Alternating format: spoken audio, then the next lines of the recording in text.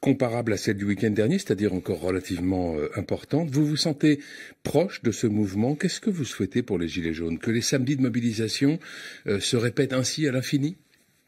Oui, je souhaite qu'il soit même de plus en plus puissant. Je pense que dernier était encore plus puissant que le samedi précédent. Les chiffres, c'est très difficile, particulièrement avec ce mouvement. Parce oui, mais c'est très difficile. Eux-mêmes ne font pas de décompte. Donc, oui, mais c'est particulièrement difficile avec ce gouvernement et ce ministère de l'Intérieur qui a du mal à nous donner la vérité. Mais en tout cas, ce qui est à dire, c'est que la mobilisation est forte et que l'ouverture du pseudo grand débat ne l'a pas affaibli. Moi, ce que je souhaite, c'est qu'on y réponde. Il y a, à mon avis, deux grandes directions, c'est les mesures sociales et c'est les mesures d'ordre démocratique, de souveraineté populaire. Les mesures sociales sont absentes. On a eu quelques miettes il y a quelques semaines. Rien sur le SMIC, rien sur les retraites, rien sur le rétablissement de l'ISF ou la justice fiscale en général. Plus de tranches, par exemple, sur l'IR. Moi, c'est une proposition que je fais. L'impôt sur le revenu. Oui, on met plus de tranches sur l'impôt sur le revenu pour l'abaisser pour les classes moyennes et le lisser pour qu'il y ait plus de justice. Mais en même temps, sur des mesures démocratiques. Et là, c'est vrai que on voit un président de la République complètement fermé. Il veut pas entendre parler du référendum d'initiative citoyenne. Il a dit qu'il voulait bien entendre parler. Vous l'avez entendu oui, lors d'un débat avec les maires. Je veux bien qu'on en parle, a-t-il dit, mais je ne suis pas convaincu que ça améliorera la situation du moindre gilet jaune. Oui, mais ça, qu'est-ce qu'il en sait? Enfin, qu'est-ce que c'est que cette histoire? Il a l'omniscience, c'est-à-dire qu'il sait tout avant tout le monde. Non, mais le référendum d'initiative citoyenne, c'est un bel outil. Moi, je le défendais déjà quand on a créé les Patriotes il y a plus d'un an. C'est dans notre charte, c'est le point numéro 2. Je le défends dans mon livre Frexit. Vous le défendiez déjà au Front National. Oui, mais je défendais, mais je veux dire, oui, c'est vrai, c'est moi qui l'avais apporté sur à peu près cette idée. J'y mets vraiment beaucoup d'importance. Et puis, je pense qu'on peut pas débattre de cela si on parle pas d'Europe, si on parle pas on peut pas parler de questions sociales et de questions démocratiques si on parle pas de l'Union européenne, qui est un cadenas extraordinaire qui empêche notre appartenance à l'Union européenne, empêche tout progrès social et empêche la souveraineté populaire et la souveraineté nationale. Or, c'est le tabou absolu. C'est le sujet dont on veut absolument pas parler, qu'il faut rendre invisible dans le grand débat national. Je pense que c'est tout l'inverse qu'il faut faire. On va y venir à l'Europe. On peut être énarque et gilet jaune? Oui, on peut être énarque et gilet jaune. Vous savez, moi, je suis énarque parce que par la force de mon poignet, parce que j'ai travaillé. Oui, c'est pas parce que je suis fils d'énarque que dans ma famille, il y avait des ouvriers et mes parents instituteurs dans l'école publique dans le nord de la France. Donc j'ai eu les concours. Dieu merci, c'est encore possible en république méritocratique de temps en temps par la force du travail et la force du poignet. Mais je me sens, oui, gilet jaune et je le suis sur les ronds-points beaucoup. Je l'ai été. Et vous êtes bien accueilli? Oui, on peut aller sur les ronds-points. En tout cas, quand on est sincère. Et ça, c'est quelque chose, moi je vois souvent des députés En Marche ou d'autres nous disent on peut pas aller sur les ronds-points, on se fait jeter. Absolument pas. On peut aller sur les ronds-points, mais vous mettez le gilet jaune, vous êtes totalement à égalité avec les gens qui vous parlent. Et je crois qu'il faut être sincère. Moi, les gens savent que je défendais les mêmes idées il y a un an. J'ai pas d'un coup inventé un discours parce qu'il y a le mouvement des gilets jaunes. Quand vous allez sur un rond-point, les gilets jaunes ne vous reprochent pas d'avoir déposé auprès de l'Institut national de la propriété industrielle, l'INPI, la marque Les Gilets jaunes. On ne vous dit pas c'est une espèce de spoliation. Non, parce que j'ai tout de suite expliqué que le but c'était de démasquer les macronistes comme messieurs Jardin ou Tapie, macronistes de la première heure, voilà, qui voulaient, comme par hasard, s'approprier la marque Gilets jaunes pour en faire une liste. Je pense que c'était pour tromper les Gilets jaunes. Moi, et par ailleurs, j'ai précisé que si nous avions par extraordinaire la marque, nous la remettrions évidemment tout de suite et gratuitement dans le domaine public. La cote d'Emmanuel Macron remonte un peu dans les sondages, vous l'avez vu sans doute, puisque vous suivez tout ça de très près. Il n'y a pas, selon vous, d'effet débat national?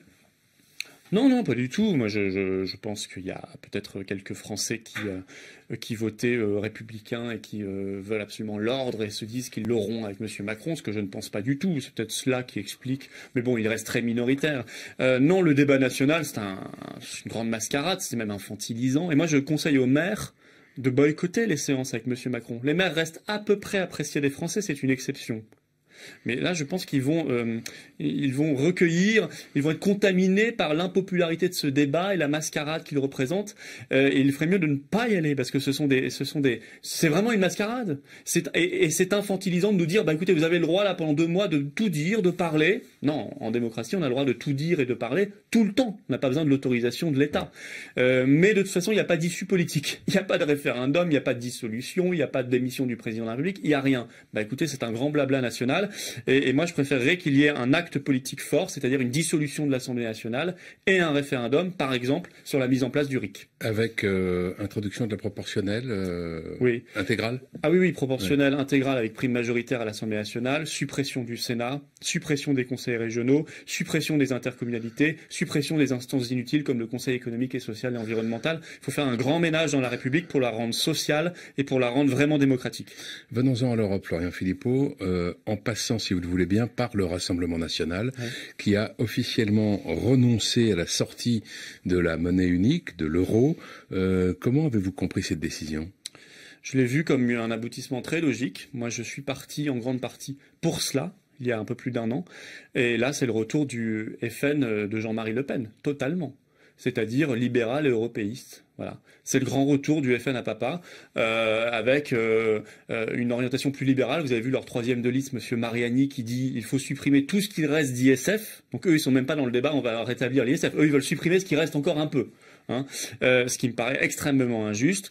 Et je vois que 2 de leurs probables députés européens futurs, messieurs Mariani et Garot, 3e et 9e de liste en position éligible, sont 2 parlementaires sarkozystes qui ont voté le traité de Lisbonne. Ce qui est incroyable, ce qui était une trahison extraordinaire, le traité de Lisbonne. Souvenez-vous, c'est celui qui a annulé celui de 2005. Voilà, qui a annulé le nom des Français à la Constitution européenne par référendum en 2005. Quant à leur 5e de liste, Monsieur Juvin, lui, il explique que le Frexit est stupide, je le cite, c'est-à-dire la sortie de la France de l'Union européenne serait stupide et qu'il faut aménager l'euro, etc. C'est le grand blabla des socialistes, des républicains. Donc ceux qui sont vraiment souverainistes, attachés à la République sociale, qui veulent sortir la France de l'Union européenne, de l'euro et de tout ce qui entrave notre démocratie, notre progrès économique et social, il faut voter pour les patriotes.